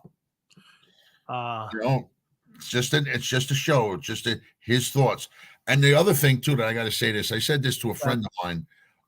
Because they posted a post on Facebook that why don't these celebrities shut the fuck up? Yeah, okay, I could agree with that to a point, except one thing: when the celebrity says what you want to hear, you're happy. Okay, no, but when the celebrity speaks a different train of mind, that's why this guy's an asshole. I don't ever want to listen to him again, do anything with him again. Yep. I just can't. I agree. No, I agree. I have no problem. Everybody should have their opinion. I have an opinion. You have an opinion. Celebrities are entitled to their opinion. The only thing I would say is, if I'm paying money to go to your concert, I don't want to hear that. If you say, "Hey, I'm having a rally. I'm going to be promoting this event or this person," it's free, or you pay to come, and that's fine. Then if I go, then whatever you do, you do. But if I'm going to hear you do a concert, I don't want a 10-minute lecture that I voted for the wrong guy, or that I should do the right thing and take it back. Because that's the only thing I would disagree with. But if because you're 100% right with that one. And David, how are you tonight? Thanks for stopping. You're 100% right, because if you're paying $300-$400 a fucking ticket to watch this man perform, I really don't give a fuck who we voted for president or who he's behind. Get over there and play music. I want to hear as much music as possible. I want to hear you say hello and goodbye. That's it. That's the only thing other than singing that you're talking. That's it. But who an actor or actress or musician, do what you got to do. That's your business, and you're and a right to it you have. And I'm with you. Like I said, just don't make me pay for to go there and be told, totally I'm a moron. Yeah. So that's the only thing. But yeah, Billy Joel's one of those guys that I've always been a huge fan. I think his music is fantastic. There's so much great stuff there. I think it's amazing. I was walked out of going to see George Carlin because he gets political, or because he got political. Yeah. And he was playing on College of Staten Island. Oh, really? Yeah. And me and my wife wanted to go watch him play. Mm-hmm. And another friend of mine was like, I would never go watch him again. He's very political. He talks political. And then anything I watched, I was like, everything he says is political. Yes. He always was political. Yeah. Yes. But it's part of his routine. Absolutely, yes. Part of his routine. And he's so fucking funny. I don't care what he talks about. I wanted to go see him, but it's too late. I would tell you, I saw him 3 times. Oh, really? I saw him 3 times. I saw him. Probably cried every time too, right? I would tell you. Well, I saw him in Atlantic City. He was beyond funny. I saw him at a small club in the city. He was good. He wasn't great. And I saw him I saw it 3 times. The last time wasn't great. The first 2 times were incredible. I mean, Atlantic City, I was peeing my pants. He was talking about how he used to swim in the East River as a kid. Body tempted by shit. Yes, and it was just the funny. He was funny as hell. He was over the top political, but mostly it was funny. There were parts of it you go, all right, I don't need your speech, just move on, But for the most part, yeah, he was great. I told. Did I tell you? I just went to. I saw Dice 2 weeks ago. Did I tell you that one? No. I went. My wife got us tickets to go see Dice Clay at a local Parks Casino, which is about a half hour into Pennsylvania from me. He played. And it was good, not great. Like I've seen that. That's probably the fourth time I saw him when he played at the Garden back in the early '90s. When he was at the top. He was funny. Huh? I never thought he was that funny. You know what? I'm not a big fan of the nursery rhymes. The first couple times it was funny, and then it was okay. I've had enough. But he's had some really good moments. I saw him not too long ago at the Stress Factory in Edison. He was great. This one, I would tell you, is the last time I would go because it's he stopped being funny. Like he's gotten to be just the grumpy old man. And we didn't enjoy it. We went about 20 minutes into the show before we had the first couple of chuckles on it. So I would tell anybody going to see it, catch some of the YouTube clips. You'll see some of the stuff he's doing and decide whether you want to spend the money. I mean, he's still got the leather jacket with the cigarette, even though it ain't lit. He's got it at this point in time. He's a nostalgia show. Yeah, that's a really good way to put it, Jeff. You know what? That's exactly what it felt like. It felt like, you were going to the old timers day at Yankee Stadium. You know what I mean? To me, he had some moments here and there. He kind of came out in a bad time, and like he was always the little brother to everybody else. I don't think that he was funnier than Eddie Murphy. No. Although Eddie Murphy had a few years on him. You had Colin, you had a few other people. He tried, he just couldn't get that last step. It was just too high for him.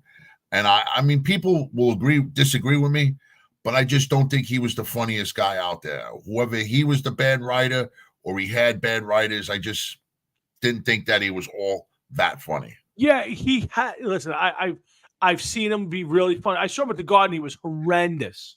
We walked out. I'll tell you a funny one. So I went with Dom Mansueto had an aunt who was in some sort of media business, and he calls us up. He calls me up one day. He goes, "I got us backstage tickets to Dice Clay." I said, "Backstage?" He said, "Yeah, we're gonna go backstage, and we're going to the Dice concert." And so I was like, "All right, I'm in Madison Square Garden." We go there. It's me, Dom. I don't know if it was Frank Jeffrey. I don't know. And two other people went with us. And we get there, and we were backstage. All right, we were behind the stage, behind the screen. You couldn't see anything. Like it was lit. So the whole night we were just breaking Dominic's balls about being backstage, and we wound up leaving. He was singing Elvis songs at the end. Like he was starting to sing like these Elvis songs, and I was like, "What the fuck did I pay for?" I didn't even pay for it. Thank God. But we went to dinner. We were hanging. We parked in the city, and I'm listening to Dice Clay sing Elvis songs to end the show. I was like, I never again. But I've seen him. He's been pretty good. I've seen a lot of good comedians in my day, and he was funnier when he was starting out on like the Rodney Dangerfield shows and all that stuff. He was funny, but yeah, I mean, like when we went to go see Bill Burr last year, he was funny. He was. I'm a big fan of Bill Burr now since then. Was fucking funny. That guy, the guy who was on before Bill Burr. And my wife, every time we usually Friday nights we go on like Netflix or Amazon Prime. We try to find something. It's usually a stand-up, and she keeps going, "What was the name of the guy who opened for Bill Burr?" I said, "I don't remember." I said, "Maybe." She goes, "You got to ask Jeff. You got to ask Jeff." I don't remember his name. I said he was fun. Now we watched a couple more Bill Burr stuff. It's funny, and he did a movie called Old Dads. Yes, and it was not bad. The end wasn't great, but it was a good movie. It was one of those movies like it's like being unwoke. It's all about them like doing stupid shit and saying stupid shit. Saying the stuff that everybody thinks of but doesn't want to say because they're too afraid of offending people. That it was a good movie. You ever get a chance to watch it? I'll tell you. If you ever think about who it was, let me know. The guy that's fucking funny that you may like. This guy Craig Conant. Okay, I never heard of him. Craig Conant, Conant. He's an ex-junkie of some kind. Okay. He's fucking hysterical, man. He has there's this store out west called Ross discount stores or whatever the fuck it is. Okay. And he went there with his mother. His mother took him there, and it's like a whole spiel. It's a whole thing. I'll send it to you. Okay. But he found a surprise in the toilet paper dispenser. And I'll still watch it from time to time. And I got to like lean over and lean on something because I'm just crying because looking at him and the way that he describes it and the rest of the story he tells. And oh my God, dude, it's fucking hysterical. The shit he says, it's unbelievable. I'll get some tonight because I'm talking in front of my phone. So okay, all over Facebook now. Yeah. So the Dice nostalgia thing was pretty good. That you're right on the money with that. He was people going crazy and yelling for the hickory dickories and all that stuff. It's like, man, how many times can I hear that at this point in my life? So, Colin, you should have saw. Colin was great. Yeah, I can't wait. I'd love to see Eddie Murphy live if he ever does stand up again. That's one of the funniest guys of all time. I got one for you. Give me the top 3 entertainers you haven't seen, but you want to see before they're no longer around. Wow. Entertainers, top 3 entertainers. I can't do that. Come on. The 3 entertainers that I would want to see. I'll give you one. Eddie Murphy. Has to be still alive. Can't be people that were. I can't. Really? Because if I could pick 3, go ahead. It would be Freddie Mercury. Okay. Lane Staley. Okay. And then the comedy world would be Eddie Murphy or George Carlin. Okay. So, I don't think there's anybody that's out there now that's worth me. Like, I have to see this guy now at this point in time in my life. Gotcha. To me, it would be Eddie Murphy for sure. It would be Paul McCartney for sure. That I would love to see Paul McCartney live. Third one would be Billy Joel would have to be on the list of maybes. Let me think, is anybody else that I could think of that I would say I got to see that one time? I don't know top of my head, but those 2 are for sure. Billy Joel's impossible. It's like almost like you have to have a dead guy to nominate. Well, I mean, listen, if I could dominate dead guys, I'd love to have seen Elvis in his prime. I'd like Freddie Mercury absolutely would be on that list. So I can't think of too many. I saw a lot of comedians in my day. I've seen a lot of guys. I saw Rodney Dangerfield live. Wow. I'll tell you. So my ex and I went out on a double date with a buddy of mine from work and one of her friends. And we went to the city for a dinner, and he wanted to go to a comedy club. So we said, let's go to Dangerfields. We got tickets. And all of a sudden, in the middle of the show, they said, hold on, we got a special guest. And Rodney Dangerfield comes out. And if I'm lying, I'm dying. Comes out in a white beater shirt, pajama pants, and slippers. And he does like 40 minutes of some hysterical, like he was trying out some new material. This is like early 90s.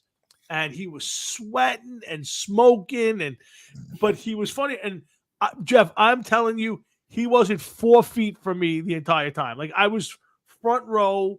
I was in Dangerfields once, and it was quite the experience. Yeah. It was not the club that you went to 30 years ago. I can tell you that much right now. Yeah, it smelled of mold and mildew. Oh, yeah. Now it's called, it's changed to Rodney's. Okay. I pass it almost every day going from one job to the other. And it's they've changed the front. It's no longer his character on the front. It just says Rodney's outside. So, I mean, he's dead a few years now. No, so. Everything, and Frank, I see a comment there. But anyway, everything that we could have seen and that we took for granted as growing up, and then you look back at it, it's disgusting, man. Like some of the things that we didn't bother with, and you know. Oh, I agree. Listen, wholeheartedly, yeah. Yes, well, Frankie, no, June 22nd, man. There you go, June 22nd. And June 8th, that's right. And June 8th at the June 9th. June 9th at the truck show. We got moved. We got moved. Oh, you're playing Sunday instead of Saturday? Yeah, the whole I don't know what happened. They moved everybody that was Frank, I'll put something Mother Pugs. I'm gonna start advertising again. I'll send it to you. Yeah, I was planning to go the 8th to see you guys because I don't go the 8th. You'll have a long wait. Yeah, I saw that Tony Gunn's band's playing at 5:30. I thought you guys were early. I said maybe I'll go. I get to see both. We are early. Matter of fact, Inglorious Bastards opens the show on Sunday. Okay. That's John Esposito's band. Okay. From the Remorons. Then I'm on with 25 Missions at like 2:30. And then there's like 2 other bands, and then Tony Gunn's band. And I know what's going to happen. I'm going to have to stay and watch Tony Gunn's band. And I just going to have to. That's fine. I just wish it wasn't like 3 hours. Yeah. Oh, so you guys are so you have 25 Missions is playing at 2:30? Yeah. We're the second band, and Tony Gunn's band, I believe, is the last band. Yeah, they're 5:30. I thought they were 5:30 on Saturday. I guess they're now 5:30 on Sunday. The original date was the 8th, and then for whatever reason, they told me that the show was Thursday, Friday, Saturday. Oh, really? And I'm like, why would they do it on a Thursday? And I could see you do it on a Friday, but I don't know. So long story short, it's not. It's Friday, Saturday, Sunday, or Saturday, Sunday, whatever. So. And then the 22nd is at Mother Pugs, right? Mother Pugs. That's Exact. Lou Toro's band. Yeah. That was another band I was in. Yes, I remember that. Yes. And man, my goal is to fucking level that place. That Exact just turns around, gets in the car, and leaves. That's what I want. That's what you're looking for. Yeah, I mean, come on. They're old friends and stuff like that. I got nothing against them, but I want to blow them out of the water. There you go. I want them to come. It happened, dude. Let me tell you something. It happened once. Okay. I was in a band called Manslaughter a long time ago, and we were a 3-piece band. And this band was on before us. I'm not going to say their name because I don't know if they still have remnants out there, if whatever. So anyway, they played Rain and Blood from Slayer. Mm-hmm. And we did Rain and Blood from Slayer. So we're standing there, the 3 of us talking, and we're like, my God, we're going to blow them out of the water. Listen to what they're doing. He said, we do it better, and we're 3-piece. So we go out, we play, and it was one of the last songs we did. We'd end with Rain and Blood or whatever the fuck it was. When we were done, we're taking all our stuff off the stage. These guys come over to us, the whole band, and they're like, listen, we got to talk to you. So like, here it is, 5 on 3, right? Like, we will never play that song live after tonight. You wipe the floor with us with just that one song, and they were like, "That's it. We're never playing Slayer again live. You destroyed it." And they just turned around like, "Thanks, guys," and they walked away. And we were like, "Ooh." That's a good feeling. Nothing wrong with that. It is. Oh boy! Again, Rangers 1-1 with about a minute and change left in the second period, so I'll get to watch the third period when I get off the air and get ready for the weekend and another late night with the Knicks tomorrow night. I got one thing for you guys. I don't know if anybody's a fan of the Ghostbusters series. Now, the original 2 I loved. Then they came out with that third one with the ladies. I didn't care for it. I didn't watch all of it and won't. But Ghostbusters Afterlife is a phenomenal movie. Would you Ghostbuster fan? Been on. Was it on like Netflix or something? It's actually been on regular cable stations. I actually I DVR'd it so I can get through the commercials, but it's been on regular cable TV. You can find it on one of your stations. And there's a new one that has been out in the movie theaters called Ghostbusters Frozen Empire, I believe. Which I guess at this point I didn't get to see it. I'll wait till it comes on to Netflix or Amazon Prime or one of them. But if you're a Ghostbusters fan, it is so much fun watching this movie. The original characters that are still alive, the Aykroyd, Bill Murray, Ernie Hudson, all make appearances. What's her name? The lady was the original players aren't in there no more. They're in it. Small dose on this one. Supposedly the new movie, they're a much bigger piece. But I would tell you that the ending of the movie is fantastic. And just I don't want to ruin it. You got to see it. They have a hologram of Hal Ramis, who was Egon. He passed Annie away. Potts. Annie Yeah. Potts was there. She showed up. I just looked her up the other day because I Yeah. saw my wife was watching an old movie. She's like in her early 70s, Annie Potts. Yes. And she was in it. She shows up in the movie, and it's actually a fun movie. And the hologram and what they did with it of Hal Ramis and his character, fantastic. I'm telling you guys, I will tell you, it was really worth to watch. So if you get a chance to watch Ghostbusters Afterlife, do it. And then I know Frozen Empire is supposed to be even better. I'm looking forward to watching that one when it hits the screen. So we'll see. Frozen one was okay. All right, Frankie. So you saw both, right? Or you didn't see Afterlife, but it's well worth it. Last question, Jeff. Top 3 funniest comedians. I don't want to say just men. Give me a top 3 funniest comedians of all time. Oh, wow. Whoa. Doesn't have to be stand up. Could be movie guys. Top 3 funniest people. You got to go. For me, George Carlin, Eddie Murphy, Rodney Dangerfield. That's a good set. I'll go a little different. If I go Eddie Murphy, I'll put Dangerfield in there. And then I got to put Dangerfield. And then I got to put Bill Murray in there. Bill Murray, to me, one of the funniest human beings of all time. He's funny. He was funny in his movies. Dave Chappelle, too, needs a honorary mention. Chappelle's a good one. He's fucking nuts, man. Dave Attell, I'm a big Dave Attell guy. Some of the blue collar guys, Larry the Cable Guy is hysterical. There's some funny guys out there. I love guys. Is he around anymore? Huh? Is he even alive anymore? Oh, Larry the Cable Guy? Yeah. Sure. They're all alive, all those guys. Chris Rock's a funny. Chris Rock's funny when he does the crazy voice. If you listen to some of the early Chris Rock stuff when he's just kind of normal talking, it's not that funny. But when he gets into that, the voice, he's the character, let's call it, it's funny. But yeah, all those guys are still alive. Ron White, Jeff Foxworthy. See, I like guys who I don't care about blue humor. You can be as dirty as you want. I don't get offended by it.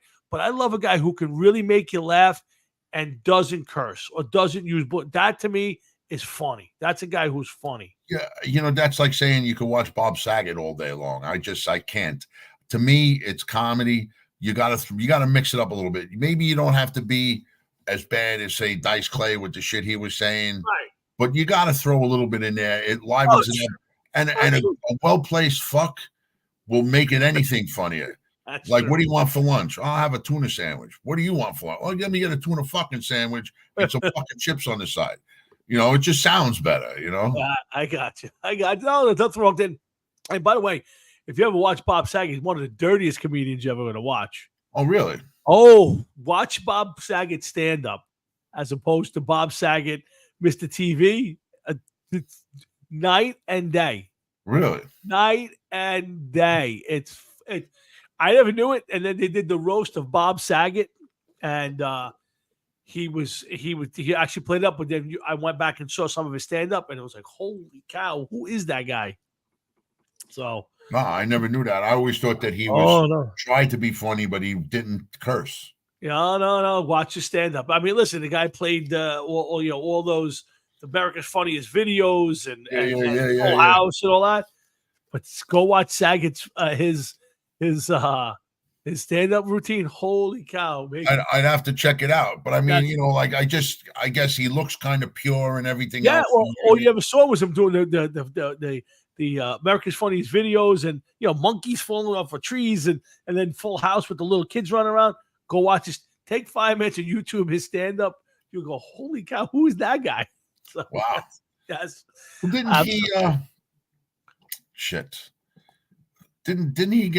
he die like busted doing cocaine with a hooker? No, that was John Entwistle.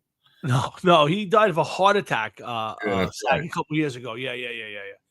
Funny guy, but not in my top 10. But yeah, so good ones. But guys, we're going to end it here. It's almost 9:00, and we appreciate everybody hanging around. I'm going to go get my stuff ready for work tomorrow. Jeff started his weekend today, right? I guess. Yep, sir. And you make sure June tomorrow. Kind of hoping it don't. Yeah, June 9th. Make sure you run out to see Jeff and 25 Missions at the Food Truck Festival, and June 22nd at Mount Loretta. There you go, Frankie. Take care, my brother. Yes, go Rangers. And, of course, June 22nd at Mother Pugs. Jeff and the Remorons will be showing up there. So Jeff's 2 bands are getting out there. And then who knows after that. So don't take it for granted. Get out and see Jeff before. You never know what happens next.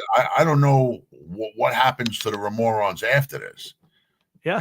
I don't know. So this may be the last Ramoron show. That's very anything's possible. I know. I know. Yeah, you never know. So I say get out and see it while you can.